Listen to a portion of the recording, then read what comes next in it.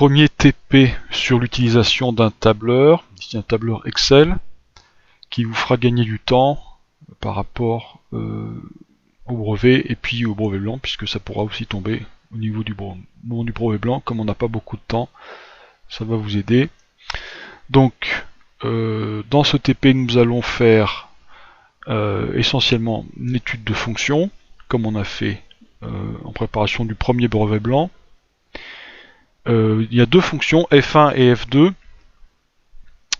Nous allons calculer les images pour certaines valeurs d'antécédents.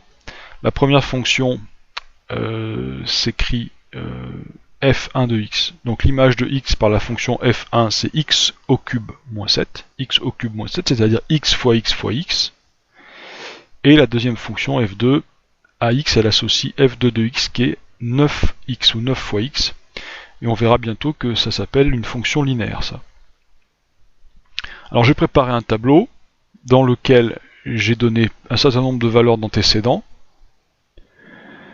Moins 5 deux fois, je vais vous expliquer pourquoi on l'a deux fois. Moins 3, moins 1 et ainsi de suite jusqu'à 20. Et puis deux lignes dans le tableau dans lesquelles on va calculer les images de x par la fonction f1 et par la fonction f2.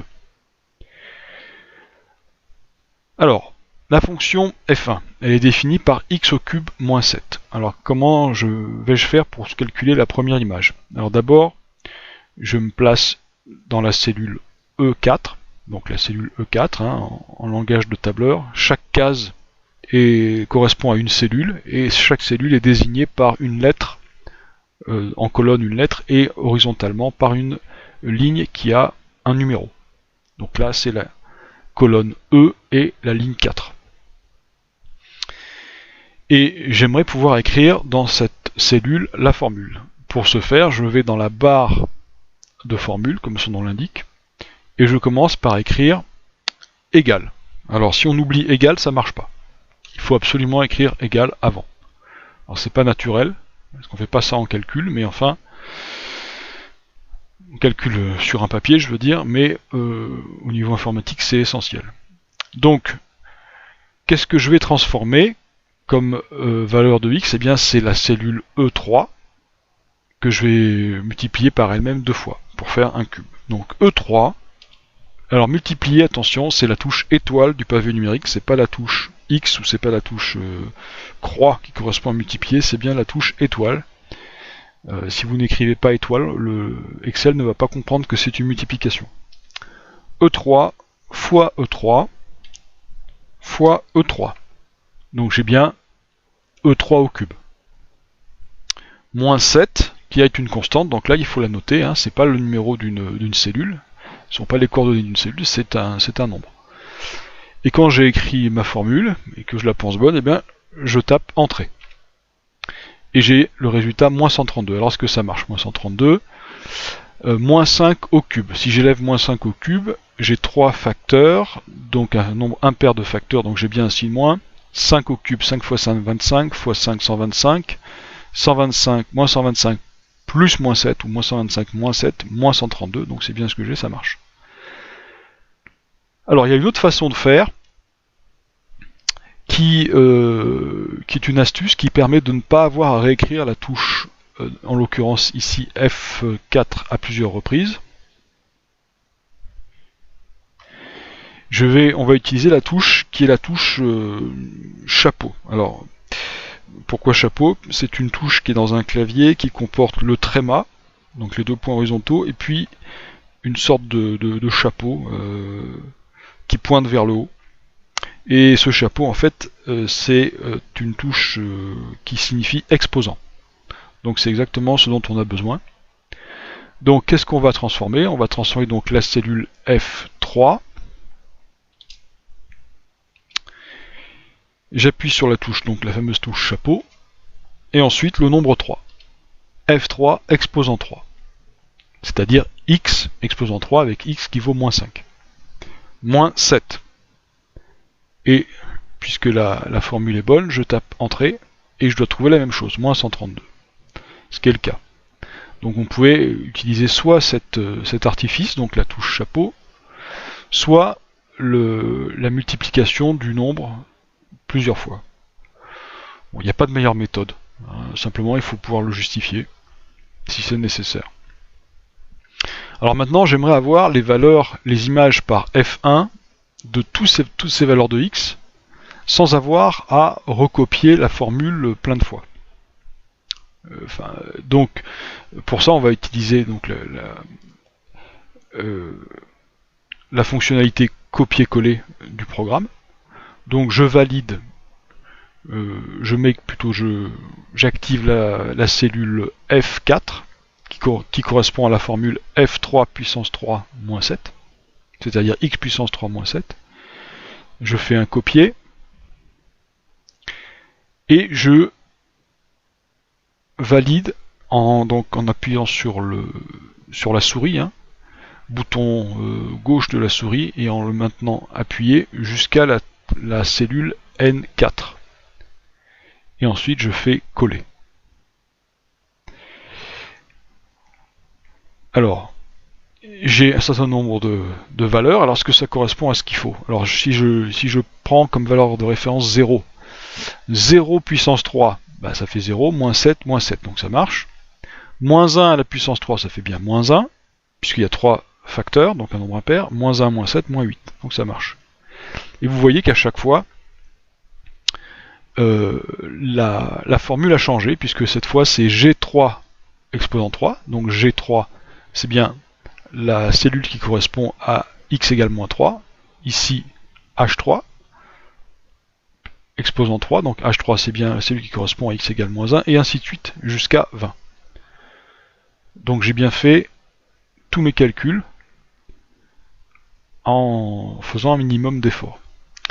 Maintenant, donc sur le papier, si vous voulez vous exercer, vous pouvez appuyer sur pause, et puis essayer de calculer l'image par la fonction f2 de moins 5. Sachant que l'expression algébrique de la fonction, c'est 9x. Donc appuyez sur pause, faites-le, c'est vraiment pas très difficile. Donc là maintenant je vais faire le corriger. Donc la touche, la cellule E5. Donc qu'est-ce que c'est que cette cellule? Ça sera donc 9 étoiles pour multiplier par x. Qu'est-ce que c'est que x? Eh bien c'est E3. E3. Alors je vais arranger ça pour que ce soit au milieu. Moins 45. Alors je vérifie. 9 fois moins 5. Bah 9 fois 5, 45. Et il y a 6 moins, donc ça marche.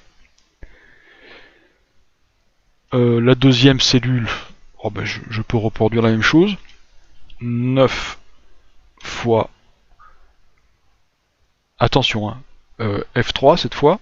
C'est la même valeur, moins 45. Ne tapez pas 9 fois moins 5.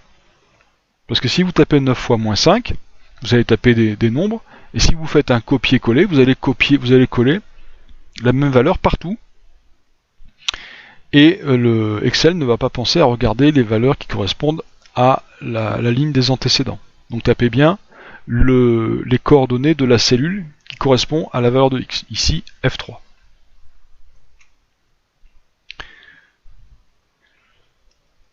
Donc maintenant, je vais faire la même chose que j'ai fait tout à l'heure. Je vais copier cette formule, et ensuite je vais la coller partout pour compléter la ligne, et je fais coller. Alors, moins 3 fois 9, moins 27, moins 1 fois 9, moins 9, 0 fois 9, 0, très bien, donc tout va bien. Donc voilà un petit peu comment on peut faire. J'espère que ça vous aura aidé. Alors j'ai donné deux exemples ensuite de statistiques avec les formules qu'est capable de trouver Excel. Donc je vais vous les montrer. Donc la formule moyenne. Donc là la moyenne. Donc je vais sur la barre de formule et ça me permet de voir quelle est l'étendue des valeurs qui ont été prises en compte par le calcul. Donc là ça se matérialise en bleu. C'est la liste de tous ces nombres. Donc moins 132, moins 134, etc. jusqu'à 7293. Et donc on a effectué la moyenne de toutes ces valeurs, c'est-à-dire qu'on les a additionnées, qu'on a divisé par l'effectif. L'effectif qui est 3, 4, 5, 6, 7, 8, 9, 10 éléments. Donc vous pourrez éventuellement comparer avec votre calculatrice et voir si vous trouvez bien la moyenne de 880,50, quelque chose comme ça. Enfin, la médiane, c'est aussi une formule que permet de calculer le tableur. Donc vous choisissez médiane, et puis pareil, il va chercher la liste des valeurs qui convient. Alors, on va pouvoir vérifier que la valeur est bonne, puisqu'on a 3, 4, 5, 6, 7, 8, 9, 10 éléments dans cette série statistique. Donc, il y en a 5 de chaque côté, normalement.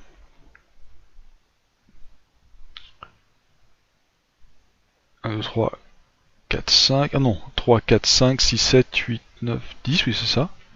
5, 3, 4, 5. Donc, ça va être entre moins 7 et moins 6. Donc, normalement, il va faire la moyenne des deux. Ça devrait faire moins 6,5, si je dis pas de bêtises.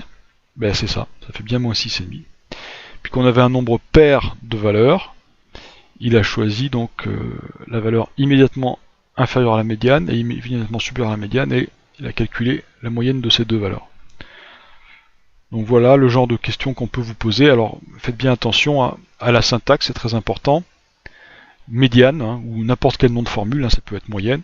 Parenthèse, le nom de la première cellule qu'il faut considérer, 2 points, et le nom de la dernière cellule qu'il faut considérer. Donc de E4 à N4. Voilà. Donc si vous avez des questions, vous pourrez me les poser à la rentrée. Voilà, et ceci achève le TP.